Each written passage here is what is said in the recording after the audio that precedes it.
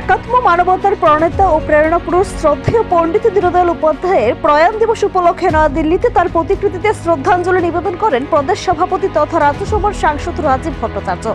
বুধবার নয়াদিল্লিতে আয়োজিত এক অনুষ্ঠানে পণ্ডিত দীনদয়াল উপাধ্যায়ের প্রতিকৃতিতে মাল্যদান করে শ্রদ্ধা জানান রাজ্যসভার সাংসদ রাজীব ভট্টাচার্য। এই দিনটিকে সমর্পণ দিবস হিসেবে পালন করা হয়। দেশ ও সমাজের প্রতি পণ্ডিত দীনদয়াল উপাধ্যায়ের আদর্শ দর্শনকে সামনে রেখে তার স্মৃতিচারণ করেন উপস্থিত নেতৃবৃন্দ। রাজীব ভট্টাচার্য বলেন, একাত্ম মানবতাবাদের দর্শন ভারতীয় রাজনীতিতে একে নতুন দিশা দেখিয়েছে। তার আদর্শকে অনুসরণ করেই দেশ গঠনের কাজে এগিয়ে চলেছে কর্মীরা। সমর্পণ দিবসে উপলক্ষে বিভিন্ন প্রান্তে স্মরণ কর্মসূচি গ্রহণ করা হয়েছে। নিজস্ব প্রতিনিধি রিপোর্ট, এশিয়ান টাইমস।